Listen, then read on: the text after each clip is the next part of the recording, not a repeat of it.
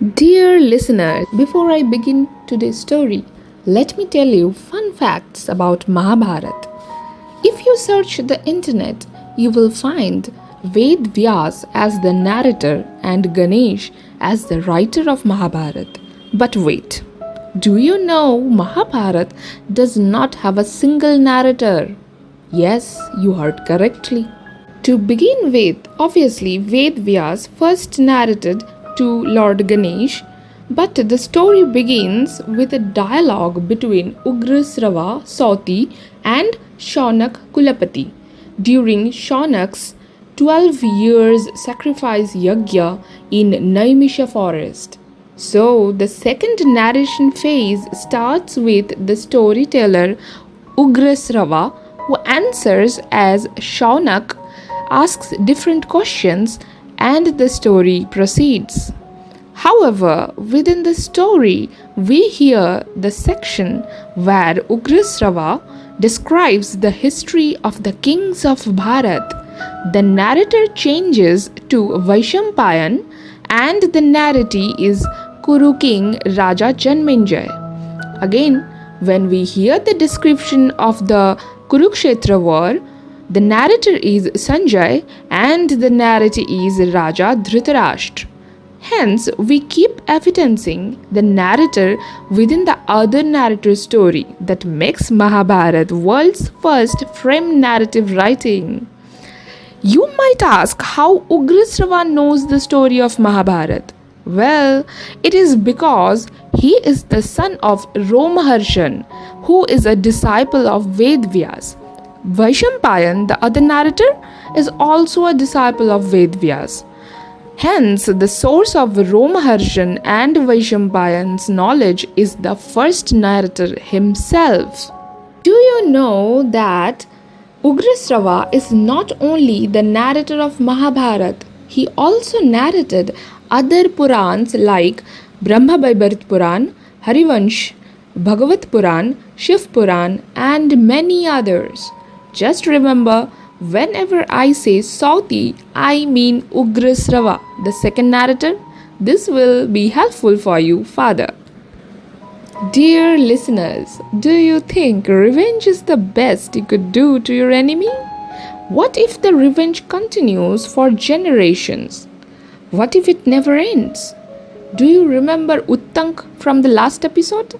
Then you must know he was furious and wanted to avenge Takshak for hindering his way to give Guru Dakshina to his Guru Ved. So, as he left his Gurukul, he went straight to the court of Raja Janmejaya and provoked him to avenge his father Raja Parikshit's death due to being beaten by Takshak, the snake king. And he didn't stop there. He even distracted the path of Rishi Kashyap, who was on his way to save Raja Parikshit. Uttank suggests Janmejaya perform Sarpa Yagya, a sacrifice for all serpents. Do you know why Takshak beat Parikshit? It is because Parikshit is the grandson of Arjun, the great warrior who destroyed Khandavban in Khandav Parva as the story continues. Rivalry of Takshak was a generation revenge war that didn't even end with Sarpa Yagya, which we will find in the further stories. So, do you want to take revenge or forgive? Let me know in the comment section. However, with the Sarpa Yagya, this canto named Paushya Parva ends. Next, we will continue with Adi Parva Canto 4, Polama Parva. Do you think Draupadi is the first woman who was tortured and abducted in Mahabharata? Absolutely not. The first prominent and revered woman character of Mahabharata is Paulama. The Canto 4 of Adi Parva is dedicated to her. Paulama is the beautiful wife of Rishi Bhrigu.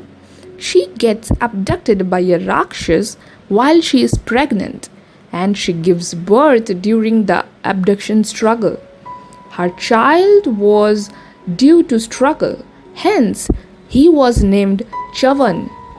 The child was born with a bright light that burns the Rakshas into ashes. However, Chavan's father, Rishi Vrigu, gets to know about this abduction.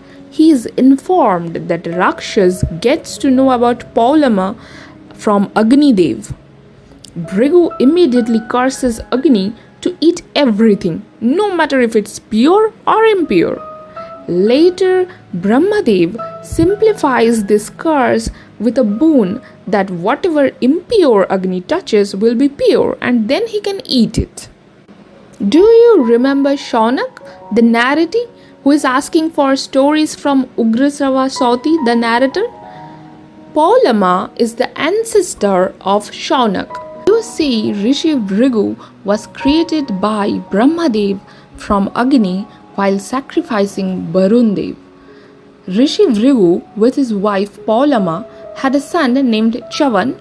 Chavan had a son named Pramati, and Pramati's son was Ruru.